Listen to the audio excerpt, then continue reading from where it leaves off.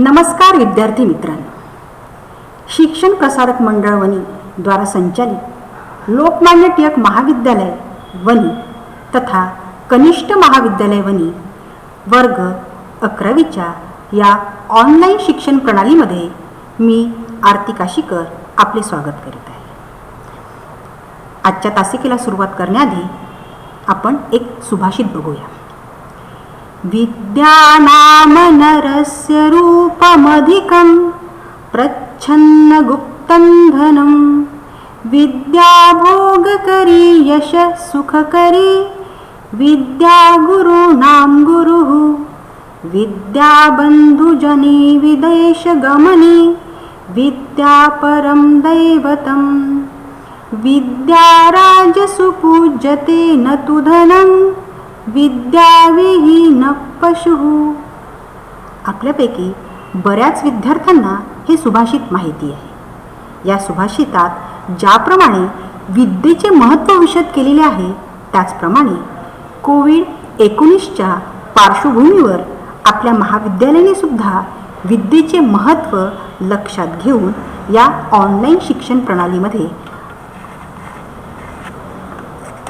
शिक्षण प्रणालीला सुरुवात केलेली आहे. मी आरती वसंतराव काशीकर, विषय मराठी. माझा दूरध्वनी क्रमांक आहे 766396047.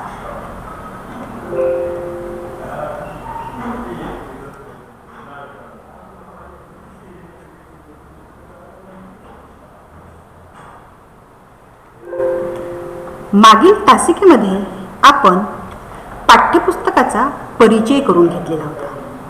पाठ्यपुस्तकाचं मुखपृष्ठ, त्यावर काय दिलेलं आहे, त्याचप्रमाणे पाठ्यपुस्तकात कोणकोणते घटक दिलेले आहे, या सगळ्यांचा अभ्यास आपण मागच्या तासिकांमध्ये करून घेतलेला होता. आज प्रत्यक्ष पाठ्यपुस्तकाच्या अंतरंगात शिरत असताना आपण सुरुवात करणार आहोत ती म्हणजे व्याकरणाने. कारण व्याकरण बऱ्याच जणांना क्लिष्ट वाटते. तसेच पाठ्यपुस्तकाच्या अंतरंगातील पाठ आणि कविता यामध्ये देखील व्याकरणाचा भाग आहे. ते उत्तमरित्या समजावे यासाठी आपण सुरुवातच व्याकरणाने करणार आहोत. तर चला बघूया भाग 5वा, व्याकरण. या व्याकरणाचा सगळ्यात पहिला घटक आहे ती म्हणजे शब्दशक्ती. ही शब्दशक्ती म्हणजे नेमकं काय हे आपण समजून घेणार आहोत. तर चला शब्दशक्ती म्हणजे काय हे आपण जाणून घेऊया.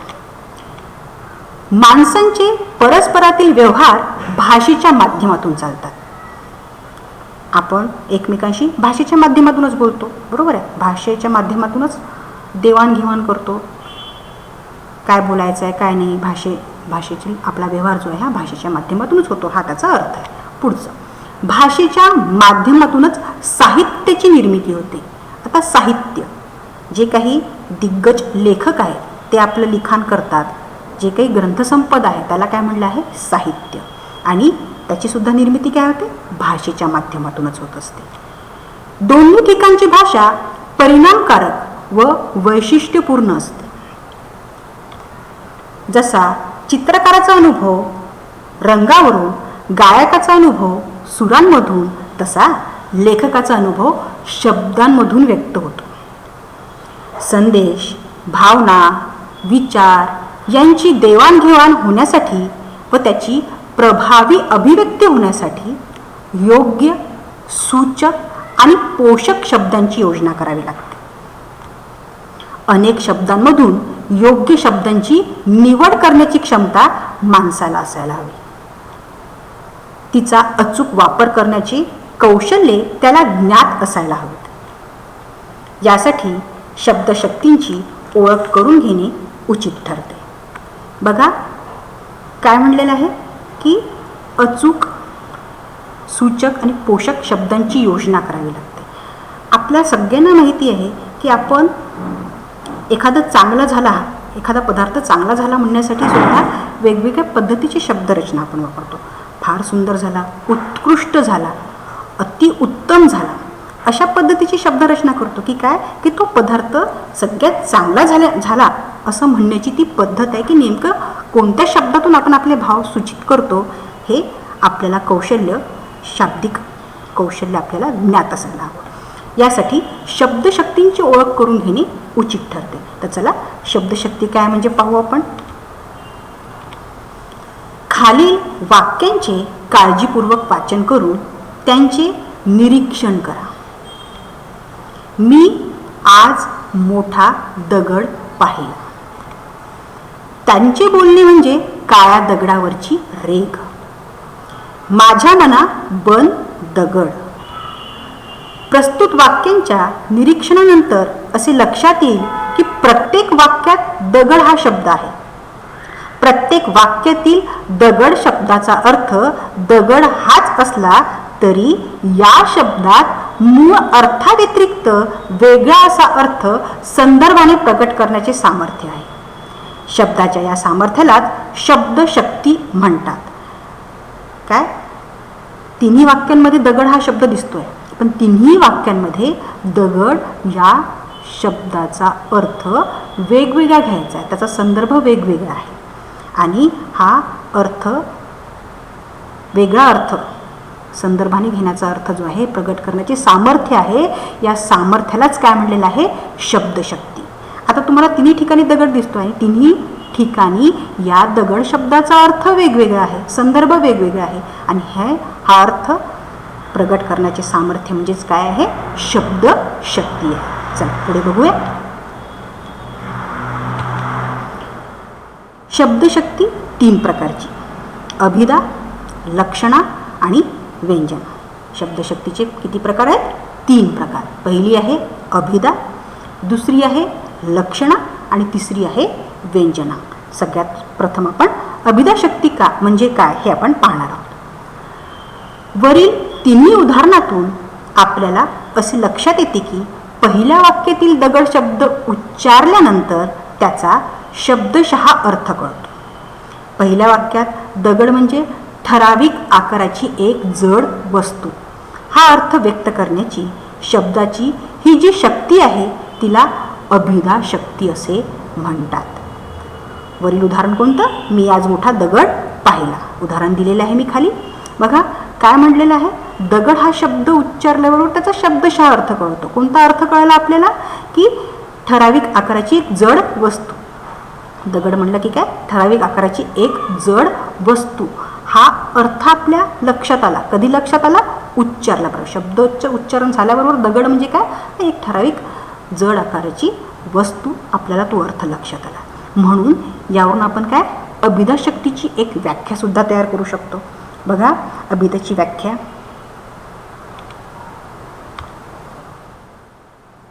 कोणतेही शब्द उच्चारल्याबरोबर त्यातून व्यक्त होणारी गोष्ट, डोळ्यापुढे नियमाने उपस्थित होणारी वस्तू, हा अर्थ व्यक्त करण्याची शब्दाची ही जी शक्ती आहे तिला अभिधा शक्ती असे म्हणतात. काय म्हणलेलं आहे, कोणताही शब्द उच्चारल्याबरोबर त्यातून व्यक्त होणारी गोष्ट. जसं मी कमळ हा शब्द उच्चारला. कमळ शब्द उच्चारल्याबरोबर तुमच्या डोळ्यासमोर आलं ते कमळाचं फूल, पुष्प लगेच आलं. अग्नी हा शब्द मी उच्चारल्याबरोबर तुमच्यासमोर प्रगट झाली ती आग, डोळ्यासमोर दिसली ती आग. जर पाणी हा शब्द मी उच्चारला तर तुमच्यासमोर दिसणार ते पाणी, अर्थ कळणार ते काय, पाणी. म्हणजे काय, उच्चारल्याबरोबर ज्यावेळेस आपल्याला अर्थ कळतो आणि तो अर्थ आपल्याला आपल्या शब्दकोशातही सापडतो. जसं मी अग्नी म्हणलं की अग्नी म्हणजे आग, हे तुम्हालाही माहिती आहे आणि तोच अर्थ आपल्याला शब्दकोशात सुद्धा सापडणार आहे. त्याच्या व्यतिरिक्त वेगळा अर्थ तिथे दिसणार नाही. म्हणजेच काय, की उच्चारल्याबरोबर जो अर्थ आपल्याला कळतो ती म्हणजे काय, अभिधा शक्ती आहे. बघा अभिधा शक्तीच्या साहाय्याने प्रगट होणाऱ्या या अर्थाला वाच्यार्थ सुद्धा म्हणतात. अभिधा शक्तीच्या साहाय्याने उच्चारल्याबरोबर अर्थ कळतो त्या शक्तीला काय म्हणलेलं आहे, अभिधा. बरोबर आहे. उच्चारल्याबरोबर डोळ्यासमोर प्रगट होणारी वस्तू म्हणजे काय, ती शक्ती म्हणजे काय? अभिधा. आणि अभिधा शक्तीच्या साह्याने प्रगट होणाऱ्या अर्थाला काय म्हणतात आहे? वाच्यार्थ. काय म्हणतात त्याला? वाच्यार्थ. वाच्यार्थ म्हणजे काय? वाचल्याबरोबर आपल्याला जो अर्थ कळतो तो म्हणजे वाच्यार्थ. यालाच मुख्यार्थ असेही म्हणतात. याला मुख्यार्थ असेही म्हणतात. बघा पुढे त्याचं आपण उदाहरण पाहू अभिधेचं. राम एक राजा होता. काय? राम एक राजा होता. इथे राम, दशरथ पुत्र राम, अयोध्येचा राजा राम, आपल्याला हे सगळे रामाच्या बद्दलची सगळी वैशिष्ट्ये माहिती आहे. त्याच्यामुळे राम एक राजा होता हे आपल्या सगळ्यांना माहिती आहे आणि उच्चारल्याबरोबर आपल्याला त्याचा अर्थ कळला म्हणून ती शक्ती कोणती झालेली आहे? अभिधा शक्ती झालेली आहे. दुसरं उदाहरण पाहू. तलावात भरपूर पाणी आहे. तलावात भरपूर पाणी आहे. इथे सुद्धा काय? तलाव आपल्याला सगळ्यांना माहिती आहे. तलाव म्हणजे काय? नंतर पाणी हे म्हणजे सुद्धा आपल्याला माहिती आहे. तलावात भरपूर पाणी आहे हे वाक्य उच्चारल्याबरोबर आपल्याला अर्थ कळला की हो तलावात भरपूर पाणी आहे. म्हणजे ही शक्ती कोणती झालेली आहे? अभिधा शक्ती झालेली आहे. इथे आपण काय म्हणू शकतो तिला? अभिधा शक्ती. उच्चारल्याबरोबर त्यातून व्यक्त होणारी गोष्ट किंवा नियमाने उपस्थित होणारी वस्तू हा अर्थ तिथे आहे. त्याला काय म्हणलं आहे? अभिधा शक्ती. थोडक्यात आपण असं म्हणू शकतो की उच्चारल्याबरोबर आपल्याला जो अर्थ प्राप्त होतो ती म्हणजे अभिधा शक्ती. ठीक आहे. जो शब्द उच्चारतो त्याचा अर्थ कळतो ती म्हणजे अभिधा शक्ती. ठीक आहे. आता आपण या अभिधा शक्तीचे काही वैशिष्ट्ये सुद्धा पाहणार आहोत. बघा अभिधा शक्तीची वैशिष्ट्ये. पहिलं वैशिष्ट्य आहे ही शब्दाची पहिली शक्ती आहे. काय म्हणलेलं वैशिष्ट्य? ही शब्दाची पहिली शक्ती आहे. पहिली शक्ती म्हणलेलं आहे. शब्दाची पहिली शक्ती. आता शब्दाची रचना कशापासून होते? तर वर्णांपासून. वर्णांची योग्य क्रमाने रचना केल्यास आपल्याला शब्द अर्थपूर्ण शब्द प्राप्त होतो. बरोबर आहे. जसं मी क म ळ हे योग्य क्रमाने वर्णांची रचना केली तर मला अर्थपूर्ण शब्द प्राप्त झाला कमळ. बरोबर आहे. मला अर्थपूर्ण शब्द प्राप्त झाला कमळ. आणि कमळ म्हणल्याबरोबर मला एक अर्थ सुद्धा माहिती झाला की कमळ म्हणजे काय? एक प्रकारचं फूल. ठीक आहे. म्हणून काय म्हणलं आहे? ही शब्दाची पहिली शक्ती आहे असं म्हणलेलं आहे. उच्चारल्याबरोबर प्राप्त होणारा अर्थ ही शब्दाची कोणती शक्ती? पहिली शक्ती. ठीक आहे. आता दुसरं वैशिष्ट्य पाहू. वाचल्याबरोबर शब्दशः अर्थ कळतो. दुसरं वैशिष्ट्य काय दिले त्यांनी? वाचल्याबरोबर शब्दशः अर्थ कळतो. कोणताही शब्द, जसं आपण अग्नी म्हणलं. अग्नी म्हणल्याबरोबर ज्या अर्थाने मी अग्नी म्हणलं तुम्हाला सुद्धा तो अर्थ कळला की अग्नी. ठीक आहे. शब्द आपल्याला इतर कोणाला जरी तुम्ही विचारलं अग्नी, सगळ्यांना अर्थ कळतो कारण की तो सगळ्यांना अर्थ माहिती आहे. वाचल्याबरोबर त्याचा शब्दशः अर्थ आपल्याला कळलेला आहे की अग्नी म्हणजे काय. बरोबर आहे. जर मी म्हणलं की मी माझं शब्दकोश बदलून टाकते, मी पाण्याला अग्नी म्हणेल आणि अग्नीला जर पाणी म्हणेल तर तसं जमेल का? जमणार नाही. म्हणून वाचल्याबरोबर जो आपल्याला अर्थ कळतो आहे की अग्नी, अग्नी म्हणजे काय? आग. एक ज्वलंत असा जाळ आपल्याला ते डोळ्यासमोर येत असतो आणि तो अर्थ काय? वाचल्याबरोबर आपल्याला शब्दशः अर्थ कळतो. सर्वांना तो अर्थ माहिती आहे म्हणून त्याचं दुसरं वैशिष्ट्य काय दिलेलं आपण? वाचल्याबरोबर शब्दशः अर्थ कळतो. आता तिसरं वैशिष्ट्य बघा. तो अर्थ शब्दकोशातही असतो. मराठीचे शब्दकोश आपल्याला माहितीच आहे. आता असे काही शब्द आहेत की आपण जे काही उच्चार करतो ते शब्द शब्दकोशातही तेच अर्थ प्राप्त करून देतात. जसं मी उदाहरण घेतलं, मी अग्नीचं उदाहरण घेतलं. अग्नी म्हणजे काय? आग. बरोबर आहे. अग्नी म्हणलं तर आग. हा अर्थ शब्दकोशातही तुम्हाला जशान तसाच सापडेल. अग्नी म्हणजे काय? आग. याला दुसरा अर्थ आपल्याला सापडणार नाही. म्हणून तिथे काय म्हणलं आहे? जो उच्चारल्याबरोबर अर्थ प्राप्त होतो तो अर्थ आपल्याला शब्दकोशातही प्राप्त होतो. अशी शक्ती म्हणजे काय? अभिधा शक्ती. अशी शक्ती म्हणजे कोणती? अभिधा शक्ती. आता चौथा प्रकार पहा. अभिधा शक्तीच्या साहाय्याने प्रगट होणाऱ्या अर्थाला वाच्यार्थ म्हणतात. आपण वाच्यार्थाचा आधीच पाहिलेला आहे. काय म्हणलेलं आहे? अभिधा शक्तीच्या साहाय्याने प्रगट होणाऱ्या अर्थाला, उच्चारल्याबरोबर जो प्राप्त होतो की नाही त्याच्यातून जो अर्थ प्रगट होतो त्या अर्थाला काय म्हणलेलं आहे? वाच्यार्थ म्हणलेलं आहे.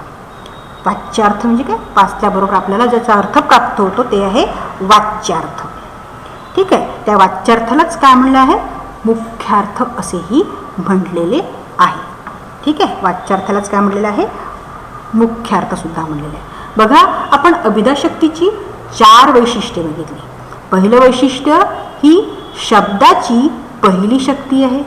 दुसरं वैशिष्ट्य वाचल्याबरोबर शब्दशः अर्थ कळतो. तिसरं वैशिष्ट्य तो अर्थ शब्दकोशातही असतो. आणि चौथं वैशिष्ट्य अभिधा शक्तीच्या साहाय्याने प्रगट होणाऱ्या या अर्थाला वाच्यार्थ म्हणतात. ठीक आहे. आता आपण पुढचं बघू. शब्दशक्तीचा दुसरा प्रकार म्हणजे काय? लक्षणा. शब्दशक्तीचा दुसरा प्रकार आहे लक्षणा. आता लक्षणा म्हणजे काय हे आपण समजून घेऊ. दुसऱ्या वाक्यातील काळ्या दगडावरची रेघ हा शब्दसमूह दगडावर काढलेली रेघ या वाच्यार्थाबरोबरच त्याचे बोलणे कधीही नष्ट न होणारे किंवा कायम स्वरूपी टिकणारे असा दुसरा अर्थ सूचित करतो. म्हणजे शब्दशः अर्थ न घेता त्याच्याशी सुसंगत असलेला असा दुसरा अर्थ घ्यावा लागतो. दुसरा अर्थ सूचित करण्याच्या शब्दाच्या या शक्तीला लक्षणा असे म्हणतात. बघा काय म्हणलेलं आहे? दुसरं वाक्य म्हणजे काय? त्याचे बोलणे म्हणजे काळ्या दगडावरची रेघ. मी उदाहरण म्हणून खाली दिलेलं आहे. दुसरं वाक्य म्हणजे कोणतं? त्यांचे बोलणे म्हणजे काळ्या दगडावरची रेघ. आता काळ्या दगडावरची रेघ हा शब्दसमूहचा वाच्यार्थ पाहिला म्हणजेच काय? अभिधा शक्ती जर पाहिली तर दगडावर काढलेली रेघ एवढाच अर्थ आपल्याला प्राप्त होईल. अभिधेनी म्हणजेच वाच्यार्थाने आपल्याला कोणता अर्थ प्राप्त होईल? की दगडावर काढलेली रेघ एवढाच अर्थ प्राप्त होईल. तो अर्थ इथे उपयोगाचा आहे का? त्याचे बोलणे म्हणजे काळ्या दगडावरची रेघ, त्याचं बोलणं म्हणजे दगडावर काढलेली रेघ आहे का? इथे वाच्यार्थ म्हणजेच अभिधा उपयोगाची नाही. कारण की तिथे अभिधा शक्ती आपल्याला पाहिजे तो अर्थ देण्यास असमर्थ आहे. कळलं की त्याचे बोलणे म्हणजे काळ्या दगडावरची रेघ. इथे फक्त दगडावर काढलेली रेघ हा अभिधा शक्तीने प्राप्त होणारा अर्थ इथे आपल्याला सुसंगत वाटत नाही आहे, योग्य अर्थ लागत नाही आहे. म्हणून तिथे अभिधा शक्ती उपयोगाची ठरत नाही. मग काय घ्यावा लागतो अर्थ? त्याच्याशी सुसंगत असा दुसरा अर्थ घ्यावा लागतो. शब्दशः अर्थ न घेता त्याच्याशी सुसंगत असा दुसरा अर्थ घ्यावा लागतो. दुसरा अर्थ सूचित करण्याच्या शब्दाच्या या शक्तीलाच लक्षणा असे म्हणतात. बरोबर आहे. कारण की इथे वाच्यार्थ बाध होतो. अभिधा शक्ती इथे बाध होते, इथे ती उपयोगाची ठरत नाही. म्हणून शब्दशः अर्थ न घेता त्याच्याशी सुसंगत असलेला दुसरा अर्थ घ्यावा लागतो. आणि दुसरा अर्थ सूचित करण्याच्या शब्दाच्या शक्तीलाच काय म्हणलेलं आहे? लक्षणा. बरोबर आहे. तर आपण लक्षणेची रूप पाहिलं. आता त्याची व्याख्या पाहू की नेमकं लक्षणा म्हणजे काय. बघा, लक्षणेची व्याख्या दिली आहे. ज्या वेळेस शब्दातून वाच्यार्थाव्यतिरिक्त दुसरा अर्थ सूचित करतो म्हणजे शब्दशः अर्थ न घेता त्याच्याशी सुसंगत असलेला असा दुसरा अर्थ घ्यावा लागतो. हा दुसरा अर्थ सूचित करण्याच्या या शक्तीला लक्षणा असे म्हणतात. काय म्हटलेलं आहे? ज्यावेळेस शब्दातून वाच्यार्थाव्यतिरिक्त दुसरा अर्थ सूचित घ्या. वाच्यार्थ म्हणजे काय? आपण पाहिलेलं आहे अभिधा शक्ती. अभिधा शक्तीच्या सहाय्याने प्रगट होणाऱ्या अर्थाला काय म्हणलेलं आहे? वाच्यार्थ म्हणलेलं आहे. बरोबर आहे. आणि ज्यावेळेस वाच्यार्थाव्यतिरिक्त दुसरा अर्थ सूचित करतो, वाच्यार्थ तिथे उपयोगाचा ठरत नाही आणि त्यापेक्षा दुसरा अर्थ सूचित करतो, म्हणजे शब्दशः अर्थ न घेता त्याच्याशी सुसंगत असलेला असा दुसरा अर्थ घ्यावा लागतो. बरोबर आहे. हा दुसरा अर्थ सूचित करण्याच्या शब्दाच्या शक्तीला लक्षणा असे म्हणतात. जसं आपण मागच्या याच्यामध्ये पाहिलेलं होतं की काय, कोणतं उदाहरण घेतलं होतं आपण? त्यांचे बोलणे म्हणजे काळ्या दगडावरची रेघ. काळ्या दगडावरची रेघ हा अर्थ तिथे वाच्यार्थ उपयोगाचा ठरला नाही, तर तिथे दुसरा अर्थ घ्यावा लागला. कोणता अर्थ आपण तिथे घेतला? कधीही नष्ट न होणारे किंवा कायमस्वरूपी राहणारे. कधीही नष्ट न होणारे किंवा कायमस्वरूपी राहणारे. बघा आपण पाहू.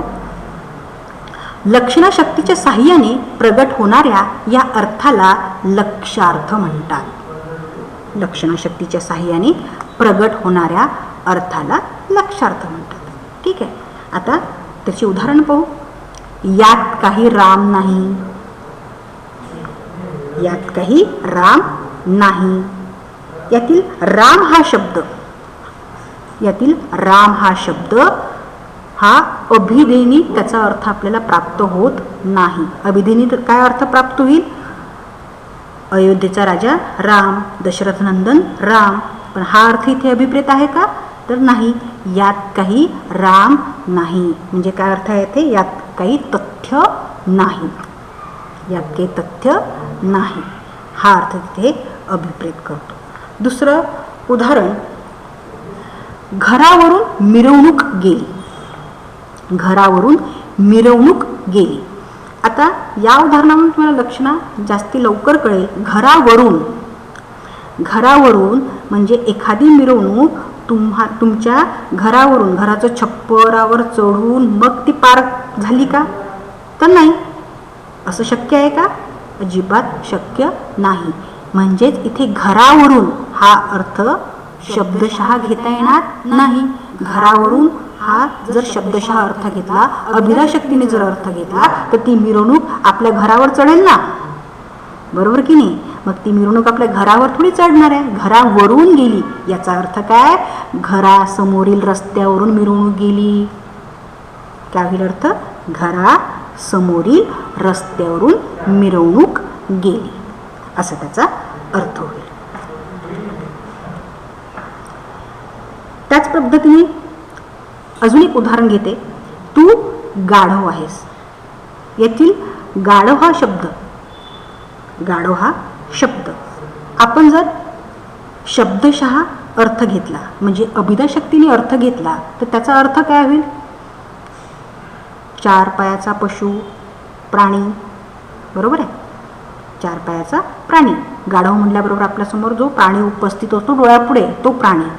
पण मी एखाद्या व्यक्तीला जर गाढव म्हणाली, तू गाढव आहेस असं म्हणाली, तर तो व्यक्ती म्हणजे की तो प्राणी आहे का? शक्य आहे का? तर नाही. मग तिथे काय? सुसंगत असा दुसरा अर्थ घेतला. कोणता? गाढव याऐवजी मी तू मूर्ख आहेस हा अर्थ तिथे घेतला. तू गाढव आहेस याच्याऐवजी काय अर्थ होईल? तो तू मूर्ख आहेस. म्हणून तू गाढव आहे हे वाक्य सुद्धा लक्षणेचं वाक्य आहे आणि लक्षणेच्या शक्तीने प्राप्त होणाऱ्या अर्थाला लक्षार्थ असे म्हणतात. ठीक आहे. काय म्हणतात? लक्षार्थ असे म्हणतात. तिसरं एक उदाहरण बघा. त्याच्या डोळ्यातील पाणी आटले. त्याच्या डोळ्यातील पाणी आटले. डोळ्यातील पाणी आटले तर डोळे शिल्लक राहतील का? नाही ना. मग काय? शब्दशः अर्थ घेता येईल का? डोळ्यातील पाणी आटले. डोळ्यातील पाणी जर आटलं तर काय डोळ्यांची अवस्था होईल, काय आपली अवस्था होईल, बरोबर आहे. तर मग काय, शब्दशः अर्थ इथे चालणार नाही. मुख्यार्थ इथे बाध होतो, वाच्यार्थ इथे बाध होतो, अभिधा अर्थ इथे बाध होतो आणि लक्षणा तिथे काम करायला सुरुवात करते.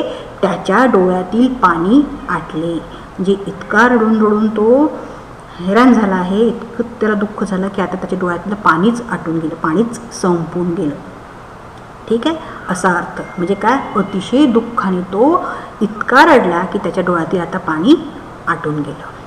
हा तिथे अर्थ घ्यावा लागतो, बरोबर आहे. ज्यावेळेस मुख्यार्थ बाद होतो, वाच्यार्थ बाद होतो, त्यावेळेस लक्षणा आपलं कार्य करायला सुरुवात करते आणि त्यातून आपल्याला लक्ष्यार्थ प्राप्त होत असतो.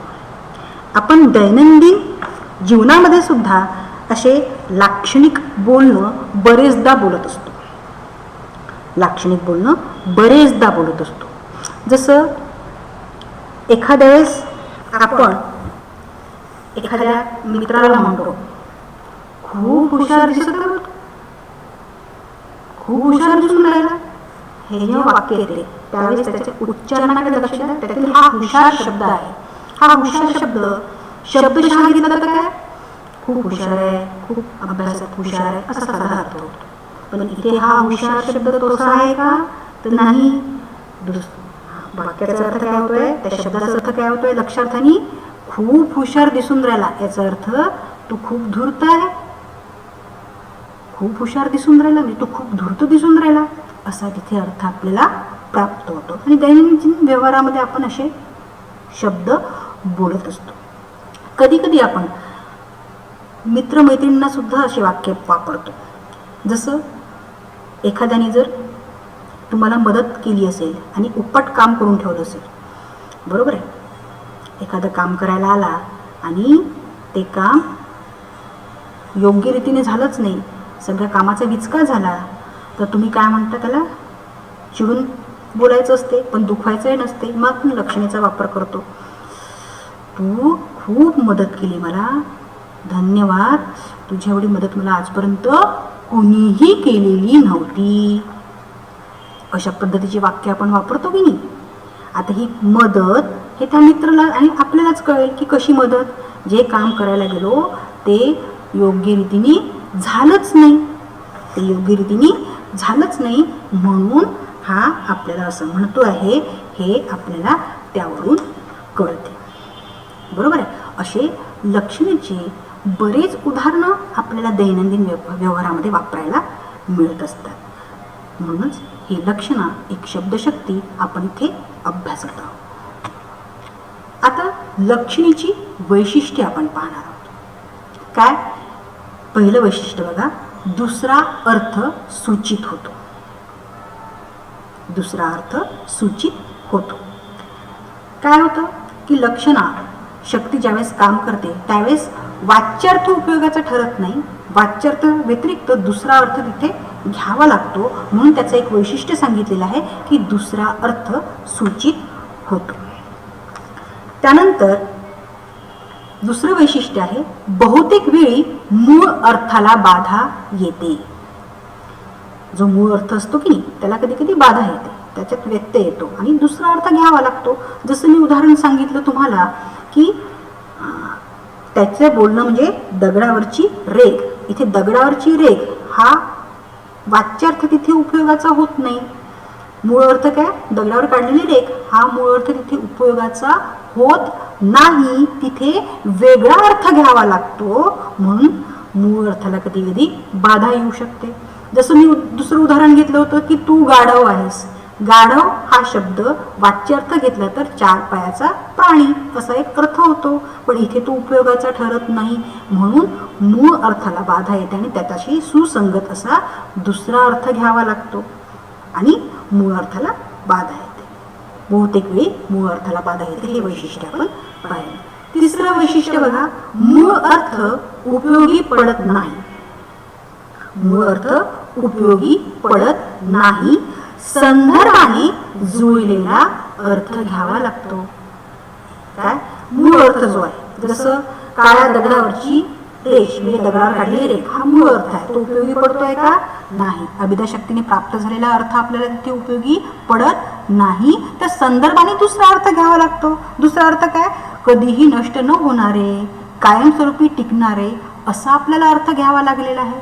म्हणून इथे काय म्हणलेलं वैशिष्ट्य की मूळ अर्थ उपयोगी पडत नाही. संदर्भाने जुळलेला दुसरा अर्थ घ्यावा लागतो.